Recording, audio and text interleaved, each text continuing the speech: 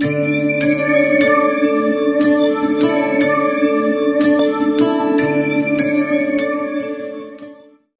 দর্শক বন্ধু, speech of astrology চ্যানেলের পক্ষ থেকে আমি শ্রী সুমন চন্দ্র সকলকে শুভ নববর্ষের প্রীতি ও শুভেচ্ছা জানাই। আজকের এই ভিডিওটি অবশ্যই একটি গুরুত্বপূর্ণ ভিডিও, কারণ ভিডিওটিতে আপনারা জানবেন গুরু বৃহস্পতির মহাসঞ্চার সম্পর্কে। 1 মে 2024 গুরু বৃহস্পতি মেষ রাশি থেকে বৃষ রাশিতে গমন করতে চলেছেন এবং 15 মে 2025 পর্যন্ত বৃহস্পতি বৃষ রাশিতেই থাকবেন। বৃষ রাশিটির মালিক শুক্রকে জানা যায় এবং বৃহস্পতির সাথে শুক্রের মিত্রতা না থাকলেও দুজনেই শুভগ্রহ হওয়ার কারণে এক্ষেত্রে বৃহস্পতি আপনার ব্যক্তিগত লগ্নরাশির সাপেক্ষে শুভ ও অশুভ ফল দিয়ে থাকবেন। মাইথোলজি অর্থাৎ পুরাণ অনুসারে জুপিটার অর্থাৎ বৃহস্পতি গ্রহকে দেবতাদের গ্রহ হিসাবে আখ্যা দেওয়া হয়েছে।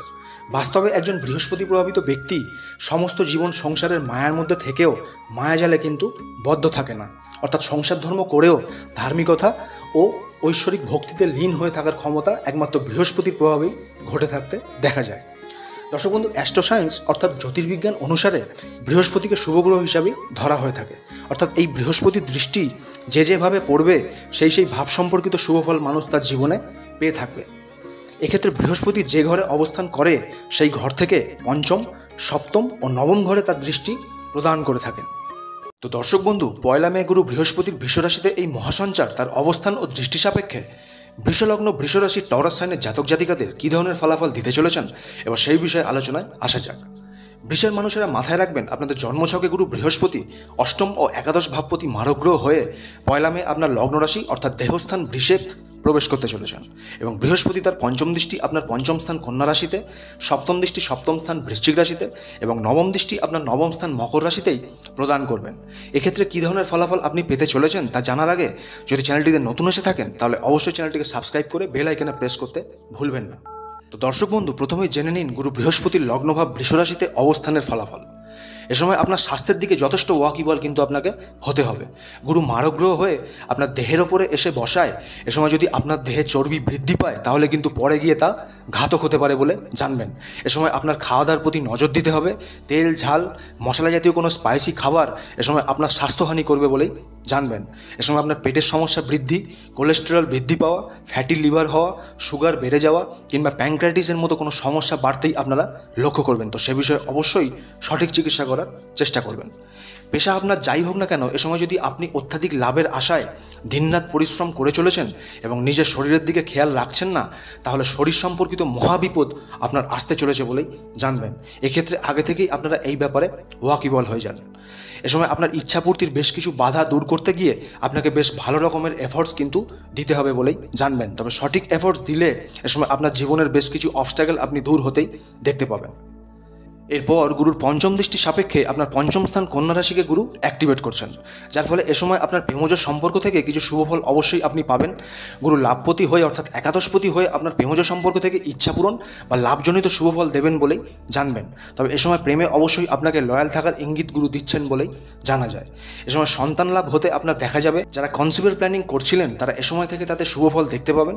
তবে যে মায়েরা গর্ভবতী হতে চাইছিলেন তারা এ সময় নিজের শরীরের দিকেও অবশ্যই কিন্তু ধ্যান দেবেন। ফ্যাটি লিভার বা কোনো ওভালিউশনের সমস্যা থাকলে তা সঠিক চিকিৎসা করিয়ে তবেই কিন্তু কনসিভের পথে পা বাড়াবেন। শিক্ষার্থীদের ক্ষেত্রে এ সময় পড়াশোনায় মনোযোগী আপনাকে অনেক বেশি হতে হবে। কম পরিশ্রম করে অতিরিক্ত লাভের আশা এ সময় শিক্ষার্থীদের জন্য ঘাতক প্রমাণিত হতে দেখা যেতে পারে। তাই শিক্ষাক্ষেত্রে যথেষ্ট ওয়াকিবল হওয়ার ইঙ্গিত কিন্তু গুরু দিচ্ছেন। এরপর গুরু সপ্তম দৃষ্টির সাপেক্ষে আপনার সপ্তম স্থান বৃশ্চিক রাশিকে গুরু অ্যাক্টিভেট করতে চলেছেন, যার ফলে এ সময় আপনার বিবাহযোগ আসতে দেখা যেতে পারে। যারা বিবাহিত তারা দাম্পত্যে লয়াল থাকবেন, কারণ এ সময় আপনার জীবনে তৃতীয় কোনো ব্যক্তির অনুপ্রবেশ কিন্তু ঘটতে দেখা যেতে পারে, যা আপনার দাম্পত্যকে কিছুটা হলেও ভঙ্গুর করবে বলেই জানবেন। এ সময় ব্যবসায় বেশ কিছু সফলতা কিন্তু আপনার আসতে দেখবেন। যে সকল ব্যবসায়ীরা খাদ্যদ্রব্য, শিক্ষা কিংবা কোনো কনসালটেন্সি সম্পর্কিত ব্যবসা করে থাকেন তারা এ সময় সফলতা পাবেন বলেই জানবেন। এরপর গুরু নবম দৃষ্টি সাপেক্ষে আপনার নবম স্থান মকর রাশিকে গুরু অ্যাক্টিভেট করতে চলেছেন, যার ফলে এ সময় পিতার সাথে আপনি অবশ্যই সদ্ভাব রেখে চলবেন। ভাগ্যের বেশ কিছু সাপোর্ট পেলেও এ সময় ভাগ্যোন্নতিতে অবস্ট্যাকেল দূর করার জন্য বেশ কিছু সময় আপনাকে এফোর্টস দিতে হবে বলেই জানবেন। যারা হায়ার স্টাডিজ করছেন তাদের ক্ষেত্রে শুভফল আসবে, তবে এফোর্টস কিন্তু আপনাকে দিতেই হবে, যেহেতু গুরু বৃষলগ্নের ক্ষেত্রে মারক গ্রহ। এ সময় লাভ বা ইচ্ছাপূর্তির জন্য দূর যাত্রা গুরু কিন্তু আপনাকে দিতে চলেছে। তবে যাত্রাকালে কিছুটা সাবধান হবেন, কোনো গুরুস্থানীয় ব্যক্তির সাথে জটিলতায় যাবেন না, কিংবা কাউকে খারাপ কোনো কথা বলা থেকে বি কেয়ারফুল হয়ে যাবেন। তো বিশেষ দর্শক বন্ধু, আপনার জন্মছকেই গুরু বৃহস্পতি মারক গ্রহ হয়ে যদি দোষযুক্ত হয়, তাহলে আগের বলা শুভ ফলগুলিতে অনেক ঘাটতি কিন্তু আপনি লক্ষ্য করতে পারবেন। তো এক্ষেত্রে প্রতিকার হিসাবে বৃষের মানুষেরা, জাতি আপনার যাই হোক না কেন, এই সময় কোনো মন্দির, মসজিদ, গির্জা কিংবা যে কোনো তীর্থস্থানে আপনি অবশ্যই ভোগ বিলি করার চেষ্টা করবেন। এছাড়া এ সময় কোনো বৃদ্ধাশ্রমে বৃদ্ধ বা বৃদ্ধাদের জামা কাপড় অথবা কিছু খাবার দান করলে এতে অবশ্যই আপনাদের জীবনের কিছু অশুভ ফলে ঘাটতি হতেই আপনারা লক্ষ্য করবেন। তো দর্শক বন্ধু, ভিডিওটি ভালো লাগলে অবশ্যই চ্যানেলটি সাবস্ক্রাইব করতে ভুলবেন না, এবং এই ধরনের ভিডিও আরও দেখার জন্য চ্যানেলটির বেল আইকনে প্রেস করে পাশে থাকবেন।